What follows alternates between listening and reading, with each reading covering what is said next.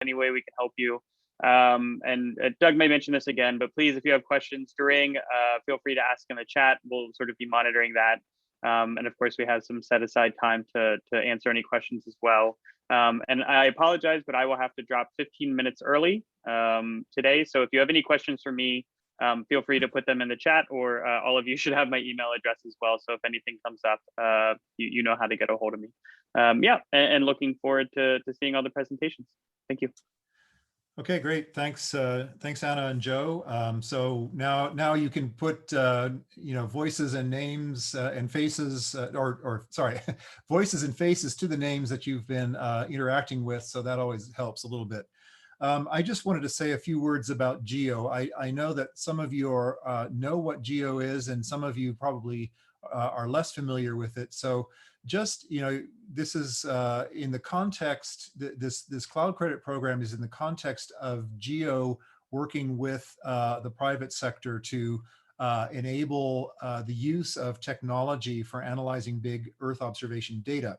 And GEO, the Group on Earth Observations, is a partnership of governments that works towards making Earth observations available for decisions and actions for the benefit of humankind, and to do that in a comprehensive, coordinated, and sustained way.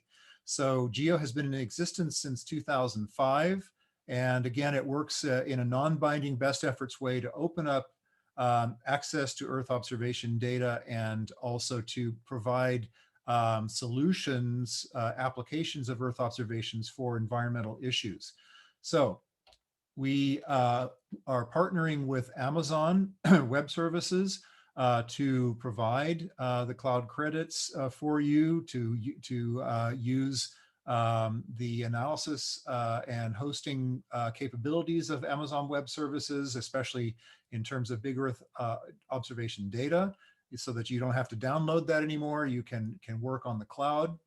And we launched this program in particular with two ideas in mind. The first was we wanted to especially target countries that are developing so that they can learn about what's available for them to use, again, the analytical platforms and Earth observation data. And also, we wanted to target support for major policy initiatives. In particular, we mentioned the Sendai Framework for Disaster Risk Reduction, the Paris Agreement, and the UN Sustainable Development Goals. So this particular series of projects today obviously is most closely related to the Sendai Framework for Disaster Risk Reduction, and we're really pleased that you're here, and we're looking forward to hearing what you have to say. Just one last thing to reiterate what Joe said. Please feel free to use the chat window for any questions or comments you might have. I'll be trying to keep an eye on that. Also, I think most of us know this by now, but it never hurts to repeat it. Please put yourself on mute when you're not speaking, just so that we can keep background noise to a minimum. Okay, I think that's the end of everything I wanted to say. So now let's jump into the first presentation. This is going to be given to us by Elliot Kristen, and let me just share his bio slide with you here. Unfortunately, sometimes these slides take a while to load, and I'm not quite sure why. But Elliot is going to be talking to us about a set of tools called a filtered alert hub tool set, which pertains to early warning, if I'm not mistaken. This is really, I don't know why it's taking so long. Hopefully it will come up here soon. There we go. So here is the bio slide from Elliot, and he is going to talk to us about something that has to do with the Common Alerting Protocol, the CAP editor, that allows alerts to be published. And he is also working with Jose Mauro at the Brazilian Institute INMET. And so without further ado, let's go to the presentation. I am Elliot Christian. I present this project update on behalf of lead investigator Jose Mauro of Brazil INMET. Our presentation is on behalf of our other project partners as well: AccuWeather, AlertHub.org, Amazon Web Services, UMetNet Medio Alarm, Facebook, the Global Disaster Alerting Coordination System, Google Public Alerts, the Weather Company, the OASIS Emergency Management Technical Committee, the Open Commons Consortium, USAID Bureau for Humanitarian Assistance, and the WMO Hong Kong Observatory. Despite today's amazing telecommunications services, there are still too many people in harm's way who do not get timely alerts so that they can protect lives and livelihoods. This gap in effective alerting is especially acute in least developed and developing countries, which are often the most vulnerable as well. This project addresses that public alerting gap by providing free open source tools enabling the alerting systems of all countries to easily leverage the international standard Common Alerting Protocol, CAP. One tool set, Filtered Alert Hub, supports aggregation of published alerts to simplify access. A link to that tool set is given here. The other tool set, CAP Editor, provides the means for any official alerting authority to create and publish CAP alerts. The link to that tool set is also given here.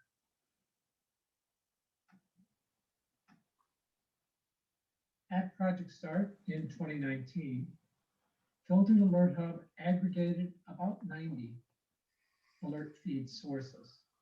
Today, Filtered Alert Hub aggregates 121 sources. Filtered Alert Hub is operated as the WMO Alert Hub, and a clone of it is operated as the WMO Severe Weather Information Center. It's also being considered for other CAP alert hubs. That includes the International Federation of Red Cross and Red Crescent Societies, IFRC Alert Hub. And in support of that, the installation process was streamlined and the port from Amazon Web Services to Microsoft Azure Cloud was prepared as well. Now, at project start in 2019, CAP Editor was in operational use by 3 national alerting authorities. Today, it is the operational system for 15 national alerting authorities: Afghanistan, Albania, Botswana, Ecuador, India, Lesotho, Madagascar, Malawi, Mongolia, Oman, Paraguay, Senegal, Suriname, Tanzania, and Zimbabwe.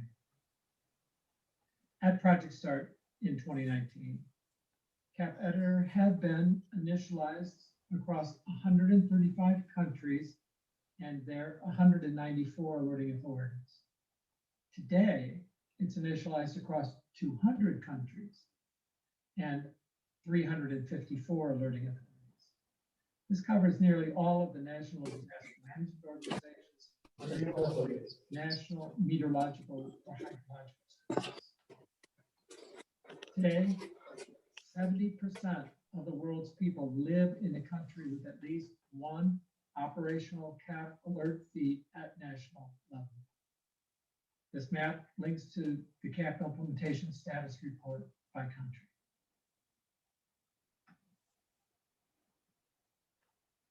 Filtered Alert Hub needs better tools for identifying alerts that are defective in ways other than merely XML validity.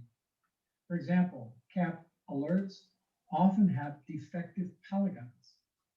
Self-intersecting polygons seem to result when a publisher simplifies a high-precision polygon for publication without checking that the new polygon is correct in detail. We're getting better at checking for that and alerting the publisher to the error. Occasionally, we notice valid but inappropriate polygons. In one case, an alert intended for a place in England had its polygon placed in the alert in the Seychelles.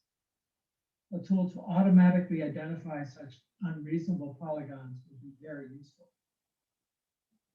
Filtered Alert Hub also needs better tools to monitor system performance against our expected service levels. Also, some of the sources don't remain accessible continuously. The Filtered Alert Hub is built to tolerate that kind of fault, but unreliability at the CAP feed implies local users may be missing out on life-critical alerts. So we're working on best to collaborate with feed sources to improve awareness of those kind of lapses in accessibility. And finally, there was a recent change to the license for Elasticsearch, which is our major geospatial engine. So we're keeping a close eye on how that evolves. A priority this year is to improve coordination with other alert hubs, such as Google Public Alerts and the IFRC. Work continues to grow the number of CAP alert sources. Outreach and education of alerting authorities with regard to CAP Editor helps with that. For example, we're working with the UN Disaster Risk Reduction Office to explain CAP to news journalists in television and radio around the world. We do that through online courseware and by conducting interactive sessions with about 100 countries. And here you see a screenshot and link to this DRR Media Center. Also, I showed a link to the 40-minute video about CAP. We also participate in the annual CAP implementation workshop. The last of these, about 6 months ago, had 800 participants from 126 countries, 30 international organizations, and 30 commercial companies. The expected impact of this project is people in harm's way are better enabled to save lives and protect property because countries have enhanced their emergency alerting by leveraging the CAP standard.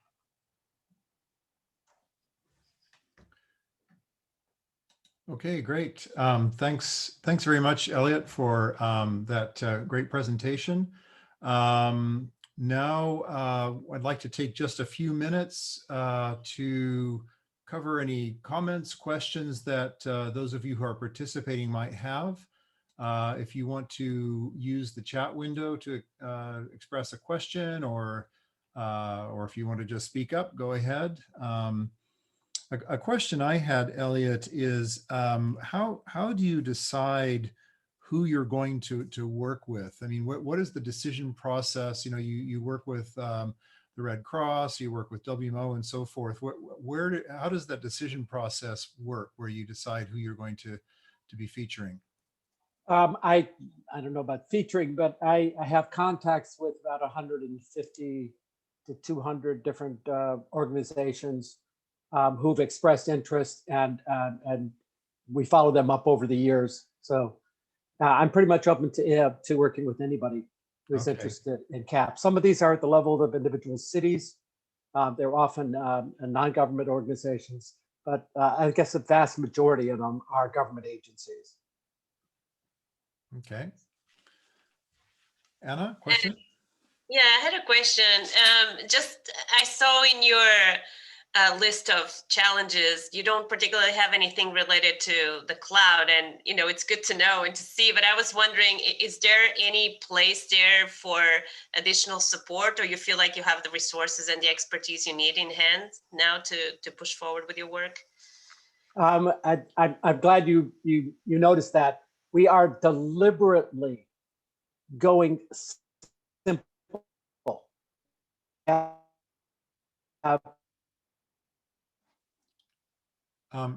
Elliot, you're breaking up there. You're not coming through. Or is it just me? let me restate, we are making this a very simple application. So we're not using anything sophisticated. Our total cost in cloud credits is about $3,500 per year for the entire system. All of the application is simple PHP for creating the CAP alerts, very simple processing on the Alert Hub itself. So the aggregation process just works on standard internet news feeds. The architecture is designed to be extremely simple. So it's not much of an advertisement for advanced features of cloud, but the cost effectiveness is really remarkable. But if you think about the sustainability of the project moving forward beyond the credits, you know, if at some point you're interested in discussing that, just reach out to us, because we could certainly have some technical people look at it and see if there's way to optimize further or things like that. So anyway, or maybe not. That's maybe very interesting. We do have, for example, cities now who want to bring up their own alert hubs. So, and many of these are Tegucigalpa, for example, don't have a lot of resources. So if you could help them by just bringing up a clone, you know, and covering their costs, a few $1,000s doesn't sound like much, but if it's a developing country, it can be a barrier. Yep. Thank you very much. Sure. Elliot, there's a question here from Subu. He says, it's more of a general question, but do you have an idea how many people use your system, monthly visitors, and is there an AWS feature that shows this easily? So what we're mainly doing is republishing alerts. So to use our system, we could count clicks, I guess, on the feeds themselves, but they're published, subscribed, so we don't know how often people are really getting them. We do know that, as I say, 70% of the world is using this CAP-enabled alerting, and we republish to people who are themselves republishers. So Google Public Alerts and IFRC Alert Hub and the Weather Company, and each of them has many, many users. So 2 billion users of the Weather Company, another 1.5 billion from AccuWeather. So there's a lot of end users, but we're pretty far up the food chain. We do know how much traffic is coming in, and our main thing is uptime rather than the number of actual hits. So we do have a monitoring tool for the availability of the inputs into the Alert Hub, and that we monitor very closely. The tools from AWS had to be quite a bit refined for us to do that, because it's not something they normally track. Track certificates, for example, that become invalid doesn't show up as so much of a traffic problem. This is up higher in the application stack. Okay, great, thanks. All right, let's move on now to our next presentation. Thanks a lot, Elliot. We're going to now hear from Tsinghua University. And the lead of the project, his name is Yuki Bai, and he is with the Tsinghua University in Beijing. They're working on a fire monitoring service project that aims to give remote sensing, image, and active fire data, service, and information about burned off areas.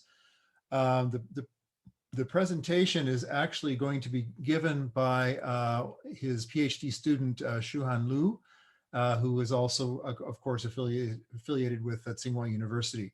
So let's have a look at their presentation. Hi everyone, I'm Shuhan on behalf of Professor Bai to present our fire monitoring service project. As a brief introduction of our team member, we are from Department of Earth System Science, Tsinghua University in Beijing, China. Associate Professor Bai, the team lead of our project. Yue Hong and I are responsible for the fire product development, and Eve provides technical support. As we all know, wildfire is important deterrent factors of regional and global impact on the environmental change. GEO has developed a system bringing together existing information operated fire, which is called a Global Wildfire Information System. The current active fire and burnt air products in that system are from MODIS and VIRS, which has a relatively low spatial resolution than Landsat and Sentinel. Additionally, it doesn't include the weather satellite. Besides, we recently checked the new GEO-AWS Future Work Program, which wouldn't include the Landsat product or the weather satellite product either. Therefore, we come up with our solution to those questions I've mentioned. First of all, we want to develop both the global burnt air products and the East Asia active fire products. The global burnt air products is from Sentinel and Landsat, and the East Asia active products are based on the weather satellites, including Fengyue and Himawari. This will focus on the East Asia, which has more than 20% of the total world population. On top of it, we want to provide the analysis-ready data retrieval for general users. Also, we want to manage to integrate our fire product service into current GEO system. So I will show what we've done so far. The first step is to prepare data. We have collected 3 kinds of data. First is those Earth observation data available on the AWS, and likely accepting Fengyue, all the Earth observation are available on it. We use all the raw data on the AWS Open Data Registry, and we have used DataCube to index and download a bucket of Earth observation based on the spatial and temporal selection. Also, we collected validation data, including the burnt area active fire products, as well as fire sampling database from government or academic institution. Based on the data we collected, we are going to develop products for the burnt area to improve the accuracy of the result. Deep learning method is used to modify existing algorithm. 3D dimension tensor is used to learn the tensorial information.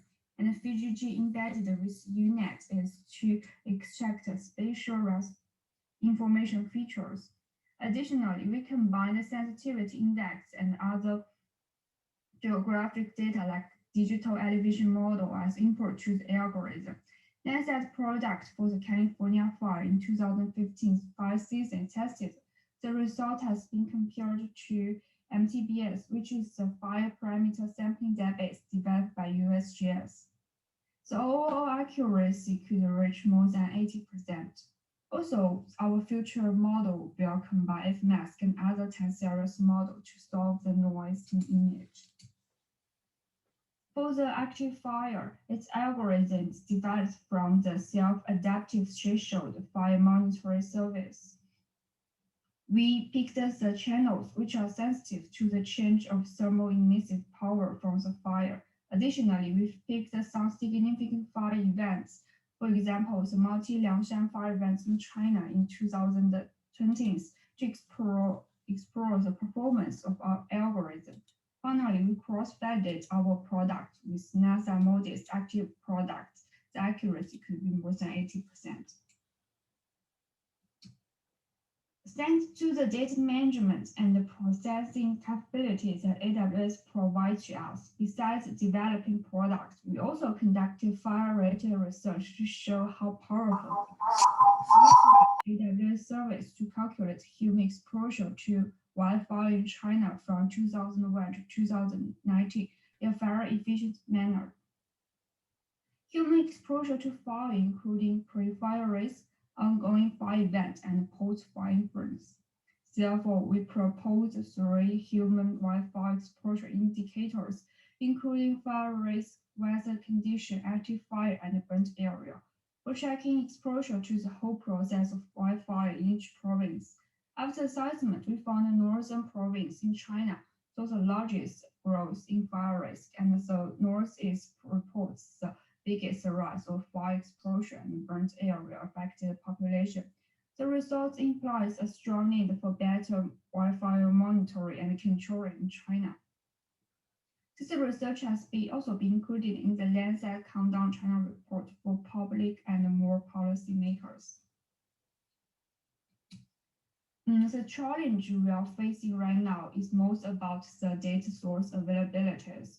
To build the data cube, we still need to decompress and convert format of human-warrior data on AWS. Also, we hope the granules could be accompanied with the corresponding magnifier. Besides, we have reached out with Foreign Satellite Center, but the data is not fully opened, which means that we have limited downloading compatibilities and APIs to build a local data collection. Recently, we also found that the Lancet AWS data buckets will be deleted on this July because of the USGS crowd access mechanism.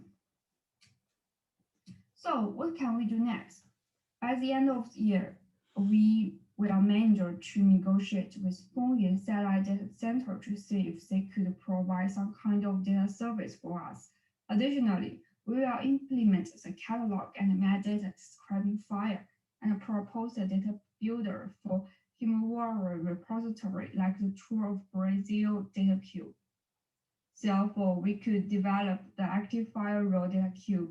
Additionally, we will build a distribution archive for our burnt area products, which has already produced. At the end of our project in the future, we hope to integrate our data to the current fire system. Additionally, we want to provide fire-ready analysis-ready data to help researchers in different fields for making better use of it. Thank you. All right. Thank you very much, Xuan. Very, very nice presentation on your work. So now let's go to some questions and answers. So we have a question here from Elliot. He was wondering if the Global Wildfire Information System will leverage the CAP standard for publishing of fire alerts. Will they collaborate with the Safer Forest Fire project in Europe? Xuan, do you have any thoughts on that? Actually, when we first to come up with a proposal of the project, we just consider the GEO standard, the Global Wildfire Information System. We not consider the CAP or the forest project, but we will consider later. So maybe I will email you later for further detail how we can collaborate with each other to the technical part. Yeah. Great. Great. Sounds good. And then we have another question here from Carl Mullings. He says, very interesting project. How have you integrated the data from geostationary and polar orbiting satellites together? And has this caused any difficulties? Okay, so what we do is actually the burnt area products is all developed from the polar orbiting satellite. So it's actually divided. So the active fire products based on the one type of satellite, and the burnt area itself based on the other type of satellites. So for the satellites themselves, we develop the data cube for each kind of data, and then when we have a data cube, we can modify our data by filtering its location and its timing. So then when user analyze ready raw data, then we can do our process, our algorithm development. So that's why we wanted to make full use of the AWS service right now. All right, thank you. Joe, I see your hand up. Yeah. Hey, Xuan, thank you very much for this. So I think as you mentioned, the current Landsat 8 bucket will be going away, but USGS has put up the full archive. So different S3 bucket, but it'll be the full archive of all the data. So I think it'll be 4, 5, 7, and 8, right? So you'll have the full Landsat archive.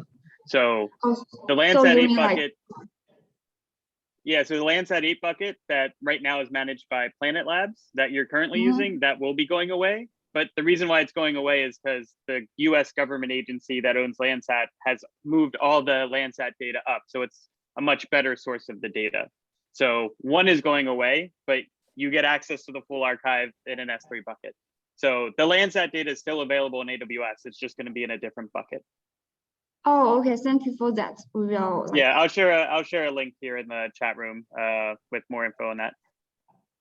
Yes, that will help me. Great. And then you had mentioned the Himawari data format. What format would you like to see that data available in? And if this gets too technical, we can sort of take it offline. But what format are you looking for the Himawari data?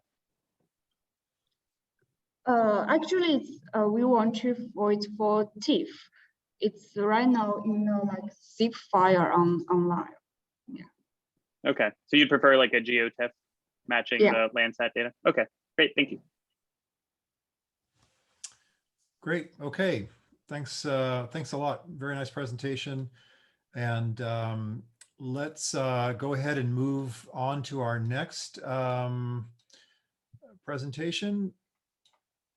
Let's see. I have to share my screen again. So our next presentation is going to be given to us by the group of Gegar Prasetya, who is from Indonesia. They're working on a global mobile tsunami warning system using the Amazon Web Server, which is a life-saving platform. So here is Gegar. He is the chief investigator. Again, a tsunami warning system. Some of his colleagues, Tony Song, who is also involved over in Pasadena in California, and then some other investigators affiliated, Sergio Barrientos in University of Chile, and Patricia Mothers at in Quito, Ecuador. So I'm going to now start the presentation.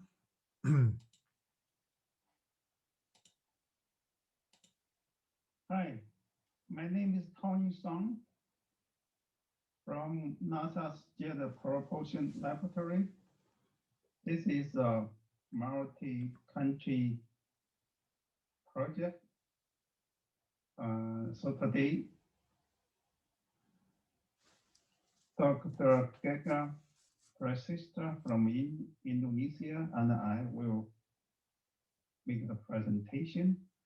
Our other team members are Dr. Sergio Barrientos from Chile and Dr. Patricia Mothers from Ecuador.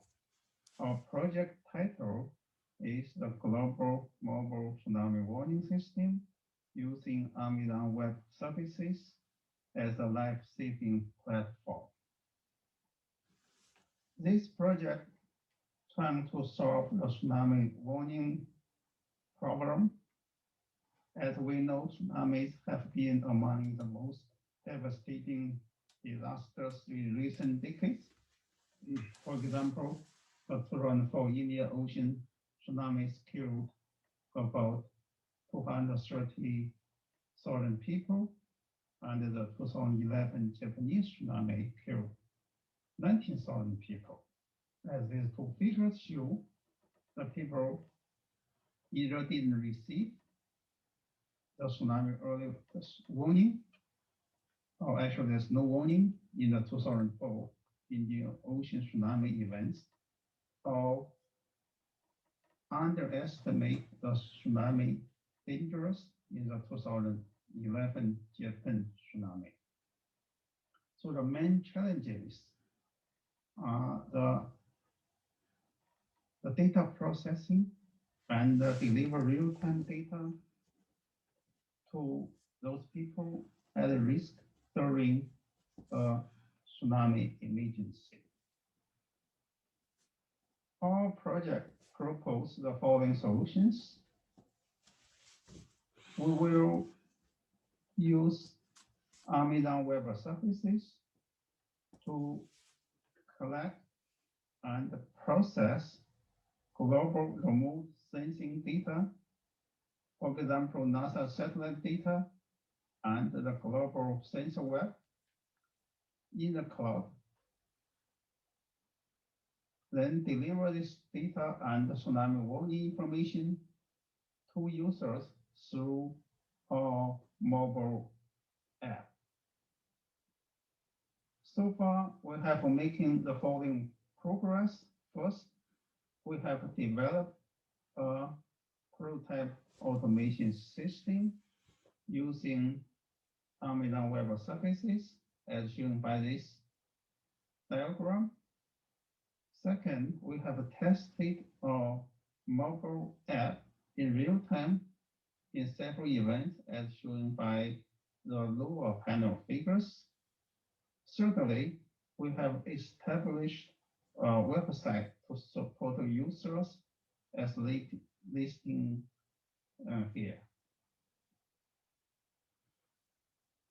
We still have challenges because this is the first mobile tsunami warning system in the world. We have demonstrated the NASA's data and global data in the web can be delivered to users. Currently, we are working with multi-country partners to overcome the challenges of data inconsistencies and acceptance of our new technology. Finally, our next step is to improve and transfer the developed prototype systems to stakeholders for application. Secondly, we'll need to develop a regional system with enhanced local data and better useful for local stakeholders and the government. So the expect impact of this project is huge. This GEO-Amazon sponsored mobile tsunami warning system has a potential to impact people's lives across the globe. This project enables a mobile tsunami warning system for saving lives. Also, residents living near the ocean and people visiting beach are potential users of this mobile alert system. That's our presentation. Thank you. Okay, thank you very much, Tony. That's a really very nice presentation, very interesting project. I appreciate the work that's gone into this. Do we have any questions? Let's see. Well, first off, I see Joe has his hand up. So Joe, go ahead. Oh, apologies. I never lowered it from before. Oh, my fault. Sorry about that. okay, no worries. All right. So then Elliot is asking, in addition to the mobile app, would the project support broader reach across all media by producing CAP alerts for tsunami warnings? Yes. Well,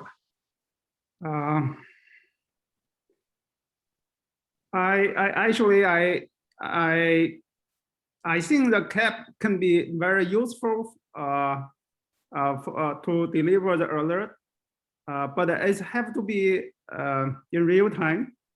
In our case, we only actually have a few minutes to deliver this data, and I mean after earthquake, then you only have actually a few minutes time to deliver to the people at the coast, of course also to the local government. So there's two processes here. The first process is that all the data will be collected and processed and calculated within Amazon services. Then this result will be delivered to those people with the app at the coast all the local government which are responsible for this kind of disaster mitigation task. So this, so I think the second part can be combined or be used by your CAP alert system, because can be at least can be an alternative to those government or local people who can receive your alert. So that will be another channel, maybe help us to propagate the information to the people need. You're on mute, Elliot. We can't hear you. All right, let me clarify. The original alert, as comes, for example, from the Pacific Tsunami Warning Center or any other tsunami warning center, does not instruct people. It goes to governments, but it is a CAP alert. We can get CAP alerts out within a second. Now, that CAP alert can be marked as listen to local authorities for specific instruction in your area. But when we don't have time to have people think about whether they're going to send us, we have automatic systems. For example, a CAP alert that shuts down a tunnel or bridge or stops trains. That immediacy means that you can have the CAP alert already prepared at your system. At the same time, it's going to governments who will then make further decisions on it. So go ahead and create the CAP alert at the original source. Just in the instruction part, you mark it clearly as local authorities will provide specific instruction. But if, for example, there's a situation at Istanbul or something, we don't even have seconds before we need people to be evacuating the tsunami area. Yes, yes, it's a good point. I think that's two parts. I agree. We already know that the tsunami warning center, we are working with them actually here in Pacific, also in Alaska, also in Indonesia. The GEO is working with them. Right. So we are working with those government agencies. So they are using our technology to propagate to the people, because there are many countries in the world, there's no warning system at the coast. So right. Even the government, they receive the information. How can they alert their people if there are no alert system along the coast? But now right. everybody have a mobile phone. So you will receive that. That's through the local people can issue that alert to their local people. What we are testing here, we are testing here is a technology using AWS to allow the alert to send to the people. So that is the work, mainly work here. We are not implement this alert system, but we are developing this technology for the local government to use this technology to alert their people. Right. So in addition, though, to the smartphone app, to reach all cell phones, you need to use cell broadcast, because that will reach cell phones that are not smartphones. The plain old $25 cell phone. We need cell broadcast. Okay, so that can handle a CAP alert, but that's different than the smartphone app. Let's take this up offline. Okay, yeah. Please. Oh, I will learn more from your system. I'm very interested. We definitely can work together on this part. Thank you. Great, thank you. Sounds like there's a couple of opportunities, both with the wildfire monitoring being done at Tsinghua and also with your tsunami warning system. So thanks very much for that very interesting presentation. We need to move on now. So our next presentation is going to be given by, let me open up my desktop again. So we're going to hear from Kiran Shakya, at the at ECMOD, and sorry, I can't remember what ECMOD stands for, but I know it's a Himalayan monitoring center in Nepal. And you're going to be looking at deploying a drought monitoring and outlook system for the South Asian region with Amazon. So let me start the presentation.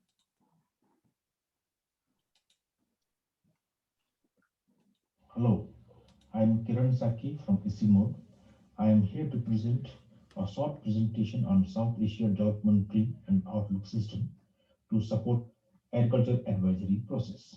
South Asia is one of the world's major water scale region. The IPCC report identifies drought as a major climate risk in South Asia. Drought can directly affect food availability through impact on agriculture production. Changes in water quality and quantity also affect access to and utilization of food. Access to good quality drought monitoring and early warning information is critical in the seasonal crop management and the production of timely agro advisory services. So there is a need in South Asia to have an interactive web-based system that provides the correct drought monitoring and outlook information to the Agromet Advisory Board. And this also fills the data gap in the region. To address the issue, we are providing an interactive portal for monitoring and seasonal forecast system in the drought. So this has two components: monitoring. The monitoring uses the satellite data and land surface models to generate hydromet indices for drought conditions. And in the outlook, we are generating a seasonal forecast for the whole South Asia on the hydromet indices. So we have deployed the regional drought monitoring and outlook system in AWS that has been developed under the survey HPH. And on the same line, we have also deployed the national level droughts for Bangladesh, Pakistan, and Nepal. When you look at the regional level droughts, it is further divided into the basin level, which has 12 basins. And under these 12 basins, there are a lot of sub-basins. And on the indices, we have selected 4 main indices for the regional drought. That is air temperature, rainfall, soil moisture, content, and ET.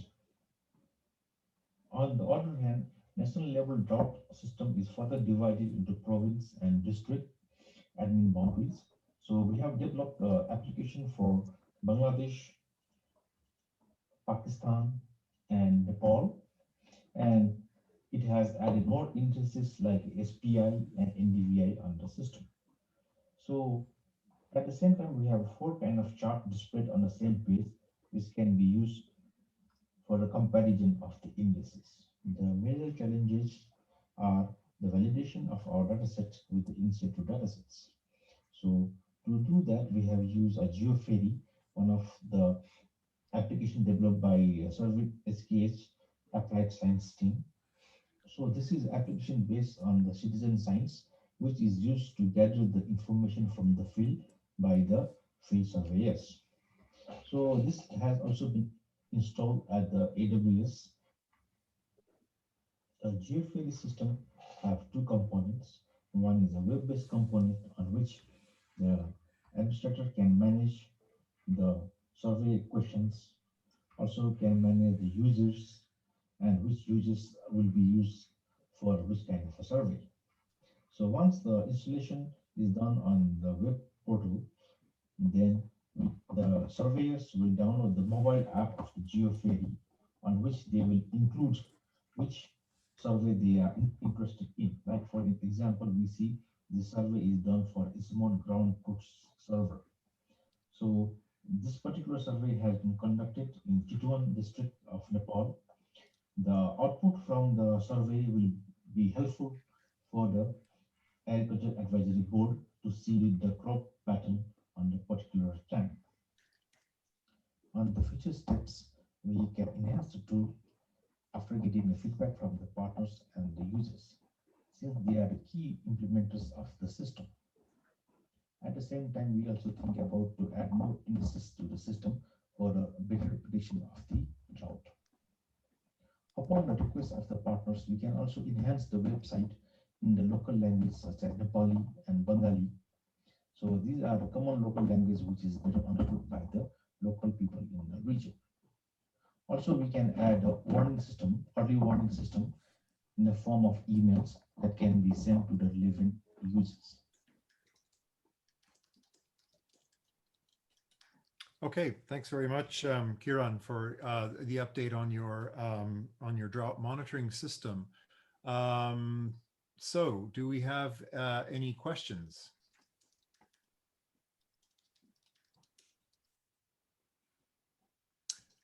I have a question, Kiran. I think if I understood correctly, you're targeting mainly agricultural drought, right? Because there's I'm not a hydrologist, but I've been around a little bit of water issues, and I know that there are different ways of categorizing drought. You have meteorological drought, which is perhaps the fastest onset. Then you have agricultural drought, and then you have hydrological drought, which is the slowest one. That's where the aquifers don't get replenished in time. So are you looking at all three types of drought? Are you looking at you mentioned the SPI, so that's mainly targets the agricultural level, but are you looking at some of these other, like meteorological drought, which can happen faster than an agricultural drought? Thank you. So am I audible? Yes, very good. Yeah. So on the we are doing a bit mixture of all two of them. Like we have temperature parameters to show the temperatures there, and we also have a soil moisture parameters. And we are from the CELDA. So we are using a model called CELDAS, which has been co-developed by Johns Hopkins University. So this is called CELDAS kind of thing. So we use the various parameters from the MODIS. Also we use the NDVI and NDVI indexes. So I think we are using both the meteorological and the agriculture drought, both of them. Okay. Yeah. Okay. Anyone else have a question for Kiran? Let's see.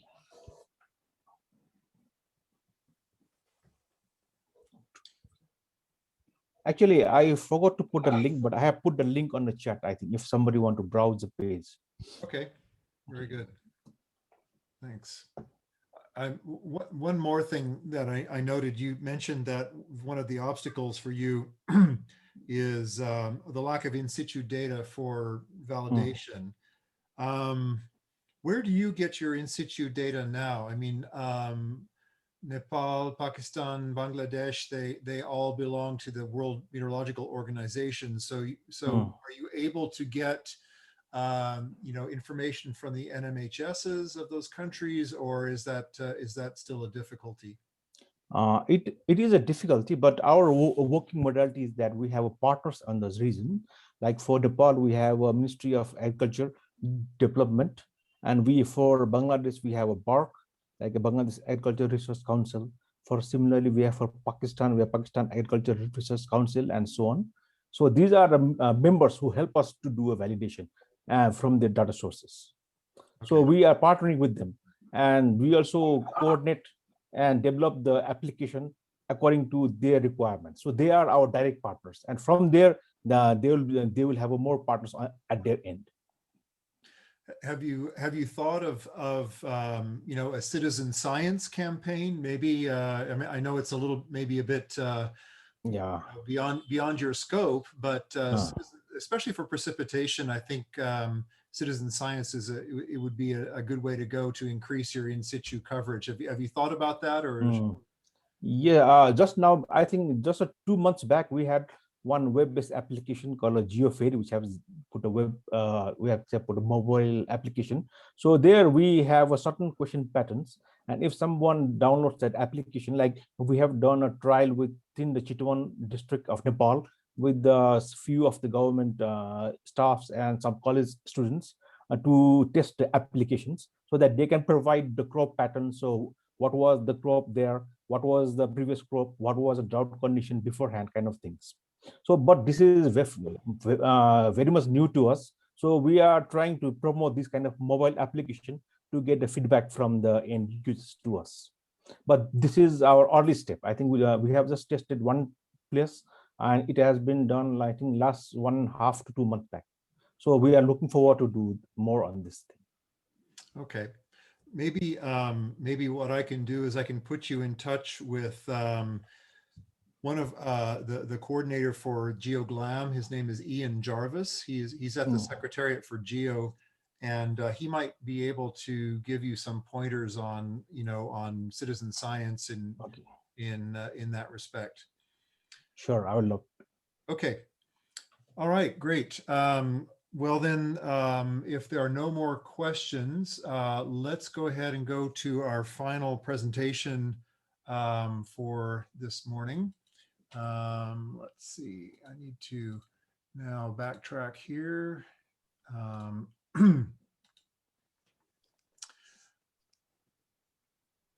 So our last presentation is going to be from Subu on air quality forecasting across Africa. So here is his bio slide. He's working at the Kigali Collaborative Research Center, and he's looking to establish a process by which real-time data from air quality sensors across sub-Saharan Africa can display their data and forecasts on an easily accessible web platform. So without further ado, let's listen to his project. Hello, everybody. Thank you for coming to my talk on our progress made on our project, Air Quality Forecasting for Africa. My name is Subramanian. I usually go by Subu. I am a research fellow at the Kigali Collaborative Research Center, and my associates are Marco Giordano, Carl Billings, who's now at NASA, Wu Joe, a graduate student at CMU Africa, Tim Brown, and Paulina Arabia. You can reach me by email at subu@cmu.edu. So air pollution is estimated to cause about hundreds of thousands of premature deaths across Africa. And some of this uncertainty is because there's a significant lack of air quality monitoring across the continent, as you can see in this graph. It is estimated that some of the highest, most polluted most polluted cities in the world are in Western and Northern Africa, as well as other parts of Africa. But these are also places where there are very few PM2.5 monitors related to the population. So our project focuses on air quality forecasting, which can be used to implement mitigation measures and undertake personal behavioral changes to reduce people's exposure to air pollution and thus to improve their health. We do this by processing in real time data from air quality sensors deployed in cities across sub-Saharan Africa. We will use this data along with other sources of information to develop air quality forecast models. And both the real-time data and the forecast will be displayed in real time on an easily accessible web platform. As part of an ANR-funded Make Our Planet Great Again grant, we have deployed dozens of low-cost sensors in several cities. Low-cost sensors are really easy to deploy, and they are very popular among the citizen science community, but they need to be connected with traditional reference monitors to reduce error on these measurements. The next step then, which is the core of this grant, is to combine these measurements, satellite data, and computer simulations to increase the spatial and temporal resolution of this air quality information, and then to build models that forecast air quality based on that data simulation. Both our measurements and forecasts will be displayed in real time on our website. This is a schematic of the project outline and goals. As a project status update, when we started this project, many cities lacked reference grade monitors, which, as I explained earlier, are essential to connect the low-cost sensor data. So over the past year and a half, we've deployed or have sent reference monitors to Abidjan, Accra, and Nairobi, and we plan to send 25 more monitors to East and West Africa in this year. We have, thanks to the efforts of a CMU Africa master's student, Wu Joe, who's from the Gambia. We have built a new website, africa.org. You're welcome to visit the website and look at the data. And the data basically shown in real time are using some preliminary corrections because we're still working on the proper corrections for all of these sensors. So challenges and roadblocks. I expect like a lot of other people, the pandemic really hampered our ability to make progress. We have hardware failures, SIM card failures, and power cuts, but our local partners and even we were obviously unable to travel, of course, but our local partners were also unable to access the sites for months due to ongoing lockdowns. As you can see in this graph, there are several months of missing data between April and July, and this was unfortunately fairly common to the sensors we've deployed. Now, even when reference monitors were acquired, there were administrative delays like customs clearances, getting clearances from local governments, which impeded our progress. And of course, we need these measurements to correct the sensor data before we use it. Finally, we engage local students as part of a capacity building exercise through summer internships and independent studies to build the website. But this can also be a slow process, and so we have not made as much progress as we'd have liked. So the next steps, hopefully this year, we will have complete sensor corrections for East Africa, West Africa, and South Africa. We will implement cloud-based near real-time sensor correction algorithms like random forest models, which are more accurate than the simple linear models that are currently implemented on the Africa website. We will then be able to do some data assimilation of sensor data and satellite retrievals, though this is more likely to happen in 2022. And the expected impact, of course, is that we will have increased public awareness of air pollution.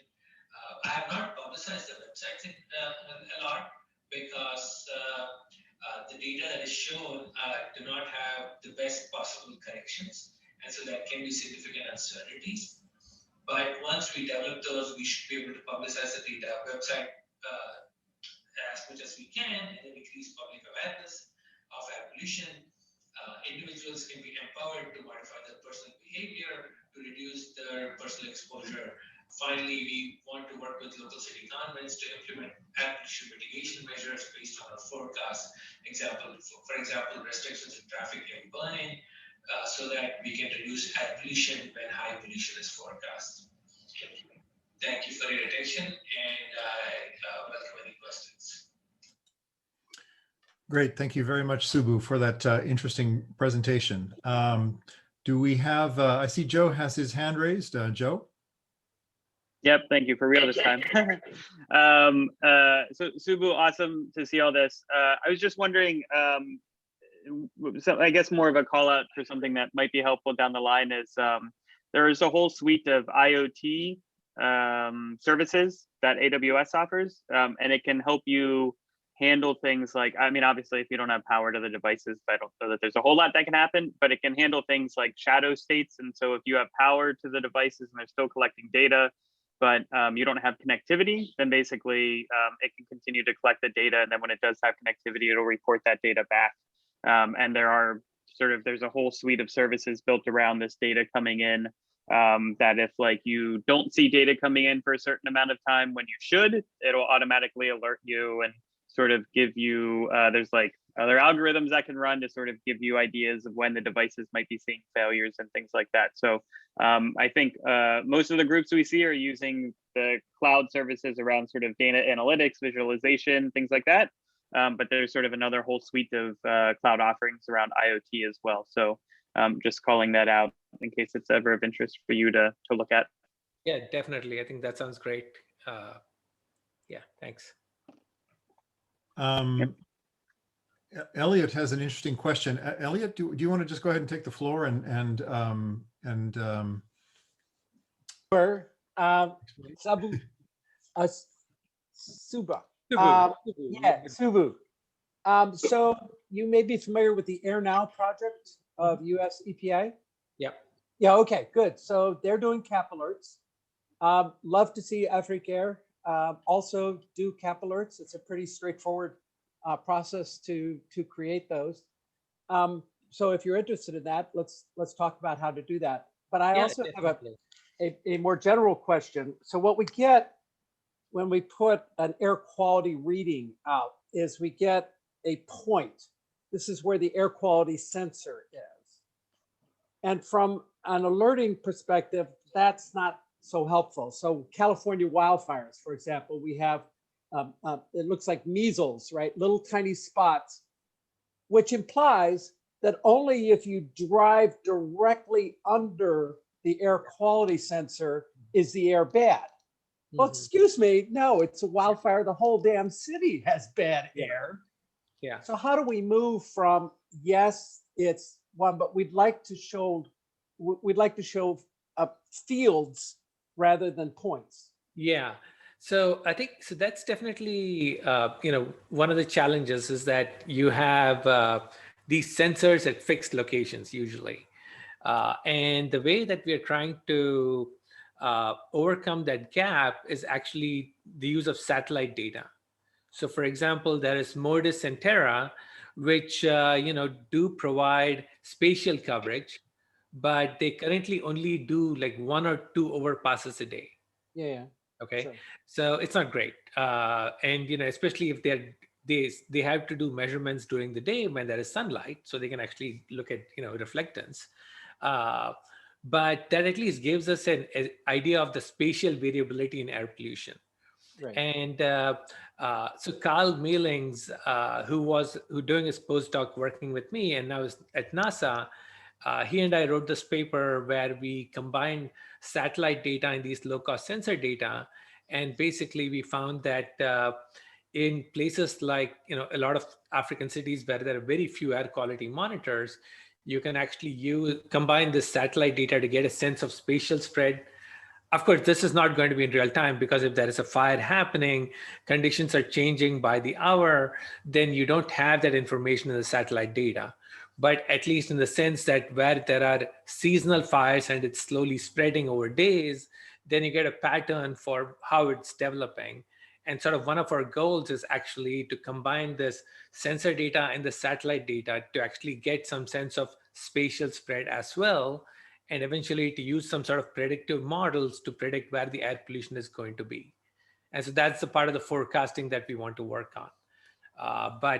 Yeah, I mean, I think that's definitely, I think at least in Southern California, for example, if you look at Western United States, there are lots of purple air sensors along with the EPA monitors. Right. And you can actually, reasonably combine that with some geostationary satellites that are going up right now over North America. And so then you have a much more continuous picture of air quality in real time. Unfortunately, there are no geostationary monitors over most of Africa. There's one that's planning to go up. I think Sentinel is going to go up over Europe. And there's one over, I think, over Japan, Eastern Asia, but there's nothing over Africa. So that is one thing that probably, this is basic. I think we are trying to address a problem where there are still significant infrastructural roadblocks. So, when I was looking at the AWS instructions and the questions are, what are the roadblocks and challenges? And unfortunately, these are things, I mean, I'm sure Joe is very familiar with the issue of lack of air quality monitors because he was part of OpenAQ. But essentially, we are still in a part of the world working on a problem where there are significant infrastructural challenges to overcome. But, we're hoping to, maybe it'll take a couple of years, but we're hoping to get there soon. Well, I think I have a more general GIS question. So what's going on is we're showing point data, and then we're trying to interpolate what's going on in between the points where we actually have good data. Okay. So we have the same thing with sensors. So if it's if it's 80 degrees here and it's 85 degrees there, yeah, we can kind of infer it's probably about 82, somewhere in between those two. Yeah. But we don't do that with air quality. So I'm fine with saying we know the parts per million here, we know the parts per million there. Right. In between, we don't know the parts per million, but we could say it's some intermediate number and show that the certainty has dropped. So we're showing it as though the particulates aren't there, but in fact, it's just the certainty of the particulates is not there. Right. I mean? So that is actually there. I mean, so there are ways to get around that. So if you step away from the fire type events, right, which are very, very much like alerts and, let's say, hopefully unusual occurrences, though maybe in the next few years it may not be so unusual. But I think one of the ways to get at that problem is to use what is called land use regression modeling. Okay. So the idea is that the way that land is being used, whether it's for industrial purposes, whether it is for agriculture, or whether it is for roads and things like that, that has some correlation with pollution generating activities. And so the idea is that if you have sufficient measurements in a city, you can actually build a land use regression model for the entire city and then show a map. And that's more continuous. But for that, you really need a lot more measurements in each city. And but so that's sort of the idea, is to combine the satellite data which is there, plus the land use regression model, plus these measurements, and try to come up with an assimilated model that overcomes this issue of air pollution being only shown at certain points and not as a contiguous map, which is what it is, because air pollution is everywhere. Yeah. Right. Okay. So thanks. But your idea of the cap alerts, especially with the idea of having text-based alerts, that's great, because I think not everybody has a everybody has a cell phone. I think in Africa is one of the. I use Africa very generally because Africa is not a country, but a lot of countries in Africa have cell phones. They may not be smartphones, but they have cell phones. So I really like the idea of sending text messages to people. Yeah. And we typically do that with cell broadcasts, so we can go much faster than SMS text. Let's pick that up separate. I'd be glad to show you. It's a pretty straightforward process to create. Awesome. Thank you.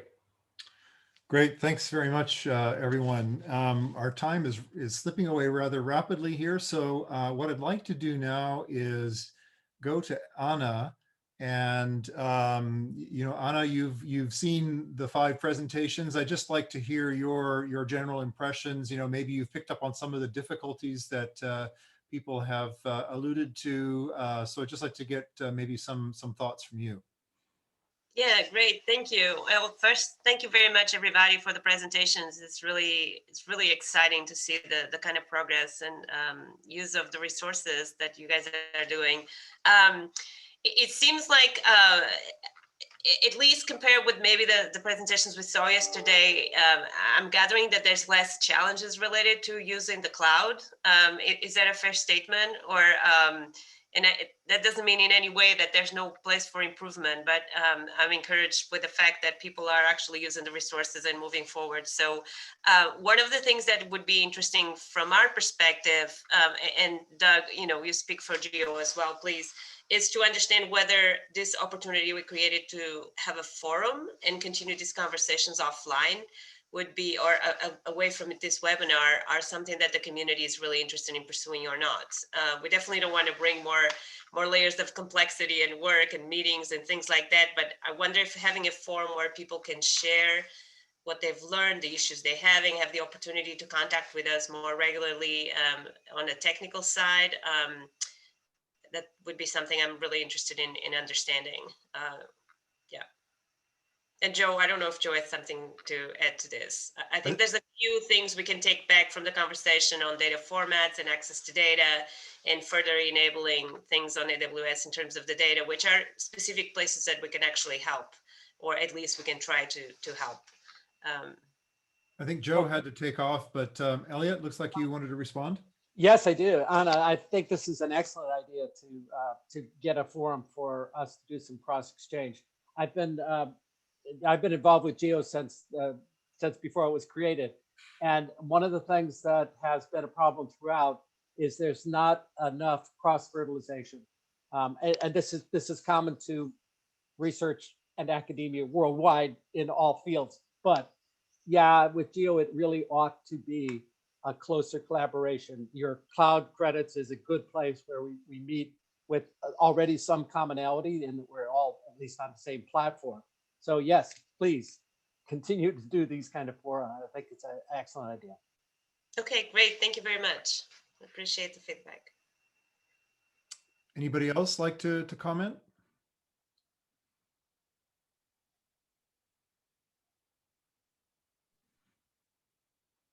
Yeah, Tony, go ahead. Yes, for maybe for Anna, but Joe left. I think some more training, the cloud computing training for those countries, particularly those developing countries, will be helpful because they are trying to use our system. We actually turn out to have to help them technically, but we are not allowed actually to help them. So for example, we develop this kind of warning system. We are trying to transfer this system to them. So they eventually will run this one. They are using for example, now it's local machine, but we wanted them to use Amazon to run this because it saves them a lot of money by using Amazon web services, because the disaster does not happen every day. You only happen probably a couple times a year. Then you can use all the resources, the combining resources. They save them million dollars for each country of this tsunami warning or earthquake early warning agencies to run its own computing system. They have to manage this system. Once they use it, it's no power, or the power will damage it. They actually cannot do this work. But if they use the cloud computing, it saves a lot of money, also more efficient, more reliable for their alert system. But unfortunately, I find it's very hard to know for us to training them, because we as NASA, we're not supposed to train them. It's not all part of the supporting effort. So so that's my suggestion. If somehow have a training, we can call them to come in. Maybe in the future, we can travel actually person in person to train them is more helpful. But some training is useful for them to use the system. Yeah, no, I appreciate that, and you're not alone. So it's not trivial to just jump into a new space and know how to operate it. So I see that my colleague Zach just posted a link to some training resources that AWS offers. I know it's not the same as having somebody kind of like run you through things and holding the hand through a process, but that might be a good start, that you can run it independently. And then we can certainly talk about, maybe as part of those forums, we could perhaps have more technical people come and give an overview of certain features or services on AWS that might be relevant for the work you guys are doing. So let's explore what might be the best way for us to bring that or build that capacity in those groups. So thank you, I appreciate it. Yeah, that will be great. Thank you. Elliot, hang on a second. I think Subu wanted to make a comment. Oh yeah, I mean, basically, I think the point that Joe made earlier, that there are IoT functionalities that I didn't know of, for example, so that's actually good, very good advice, very good feedback to get. I think one of the challenges is going to be that, so I am not the person who is personally programming it in AWS. We are working with students to do it. And I wonder if there are ways to actually, I'll have to talk to my colleagues over at CMU Africa, because KCRC's part is housed at CMU Africa, Carnegie Mellon University Africa, where we have all of these students from all over Africa coming here for their masters. And so, I think one thing to consider might be if there are ways to hold workshops for these students so that they are more aware of these various functionalities that are available. Thanks to Zach for posting the training website. But, to someone like me, I look at that and I'm just like, oh my God, there's like a gazillion resources out here. And so what do I need? And anyway, so The actual students who are doing the programming and who are building the website or the data analytics, they would probably know a lot more. And so, I mean, eventually they are going to be, the IT experts and the software engineers in their careers. And so I think maybe getting them more into the AWS sphere might also be good for Amazon. Yeah, no, thank you. I appreciate that. And it might be that we have to handle that with the, teams in the individual countries, continents. So I'll definitely follow up on that, and I'll connect you specifically with someone that is running our systems in Cape Town and in Africa. So that would be great. Thank you. Yeah, I was also just thinking through that. I mean, I think we have the great training website that we link to there. And I think one of the things that would be interesting is sort of going through there and figuring out maybe we can make a pared down course for sort of each of your projects and sort of what are the relevant technologies. So that if someone wants to come and learn about that, these are the courses that they should take so that they're more familiar with the technologies that you're using and what you're working with. Okay, Elliot, and then Shuhan. So I was picking up a little bit on what Song was talking about, and we often see in my work that a country is hesitant to put something on the cloud for sovereignty reasons. We all love cloud from our Western culture and open societies. It's not the same everywhere in the world. There are reasons why they say, I really have to have my own system. What I've often thought would be really nice could you build an application so it runs both on the cloud and local with exactly the same code. That's not the way things are today. I mean, I could take an elastic beanstalk and port something over, but I have to put in S3 differences because the S3 is not a file system. It's a database. But would there be some shims that could be automatically supplied so that I could, in effect, take an application I'm running locally and have a hot failover of that exact same system with the same security model, the same S3 equivalent running on the cloud? Is that beyond the possibility of AWS to implement? I'll have to defer to Zach. Zach is the technical. Yeah, I was just trying to find the link. I mean, I think it just sort of depends on the technologies that you're using. So one of the things to look at if you want to do that would be sort of container-based infrastructure. So I don't know if you're familiar with that, but if you put everything in sort of Docker containers, that's the sort of the application, and then they're building out. It's called EKS Anywhere. So I'm just going to throw the link in the chat here, but that's sort of the idea is that you can then run the Kubernetes, our Elastic Kubernetes service. So you can then run that sort of on your own hardware as well. But that's going to require sort of, a beefy hardware to be able to support that, obviously, and things like that. So it may be something where you have sort of, it's not going to be identical code, but you'll be able to reuse the biggest portions of it if you do containers, right? So you can have your container-based services running on Kubernetes or Fargate or whatever on AWS, and then you have slimmed down versions that run in a Docker Compose environment locally, so that you're able to sort of do both. I think a lot of organizations sort of support that model when they need to run on multiple environments. Right, we're doing Kubernetes now, but we still have, I think there's just two areas where it's problematic, and that is the AWS access control model. I would like to be able to say, all right, I want that same access control model, but I want run that on my local.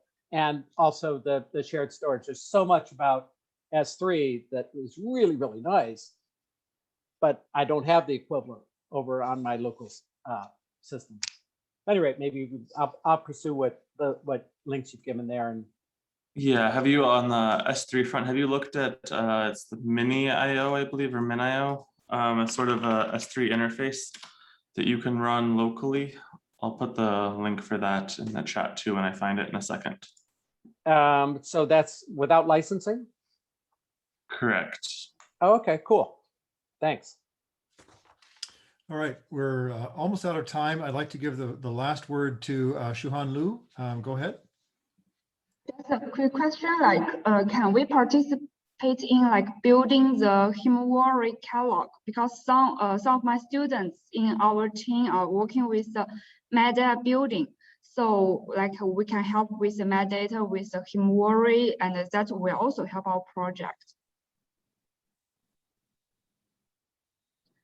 Zach, do you want to comment on that since you're closer to the data set? Yes, so the data set, the Himawari data is actually coming from NOAA in the US right now. So we're working with them a little bit on that. So they're running their whole processing pipeline on the cloud, and then they're just making sort of the output data available for everyone, or the input data in this case, available for everyone to access to. So we would have to talk to them a little bit about that and what they're doing there, and if they're willing to make like a cloud optimized GeoTIFF version of the data available, if that's the question. So we're already having some discussions with that. I'll bring up that we have some users who would really like to see that too. Okay, so like all the like data preparing work is from like NOVA, not from like the Geo itself, right? Say that again? I mean like all the like data preparing work is from NOVA itself, right? Correct, yeah. Oh, okay. Yeah, should we just follow up offline? I know we're out of time, so let's make sure that we connect and follow up on that. But thank you, appreciate the question. Okay, thank you. Thank you. All right, so thanks again, everyone. This was a very interesting session. I really enjoyed hearing your projects. You're all doing excellent work. Thanks again for participating. And it looks like there's several of you are going to be following up with each other on some ideas, which is fantastic. If you're interested, tomorrow we're going to have our third session. Ostensibly ecosystems and biodiversity. We're only going to have 3 presentations tomorrow. So we're going to hear from the Brazilian Data Cube and the work that they're doing on land use and cover change. We'll then be hearing from the University of Babylon and Tehran on the work that they're doing in land use classification to support geo-wetland monitoring. And then we're going to hear from the spatial agricultural intelligence being done by the African Regional Institute for Geospatial Information Science and Technology, AfriGIST. So join us again tomorrow at the same time if you're interested to learn about those. So with that, I'll close the session. Thank you very much. Have a good rest of the day wherever you are. Thank you, everyone. Thanks. Thank you. Thank you. Thank you.